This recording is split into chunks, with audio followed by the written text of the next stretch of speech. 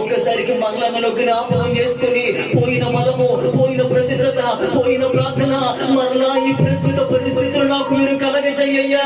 దేవుడి బిడ్డ, నీవు గాని నోరు తెరిచి మరలా పశ్చాత్తపడి శాంసన్ వలె అయ్యా ప్రభువా ఈ ఒక్కసారికి నన్ను మరలా వెలిగించు అంటే దేవుడిని ఖచ్చితంగా వెలిగిస్తాడు. ఎలా వచ్చావా అలా పోతున్నావు, దులుపుకొని వస్తున్నావు అంటే దేవుడికి నీకు సంబంధమే లేకుండా ఉంటే నేను ఫిలిస్తీన్ చేతిలో ఇంకా శత్రు చేతిలో కట్టబడిపోతాను. ఫిలిస్తీన్ చేతిలో ఇజ్రాయేలు ప్రజలు ఉన్నారు అంటే దేవుని ప్రజలు ఉన్నారు. వాళ్ళందరినీ విడిపించాల్సిన బాధ్యత ఎవరిది?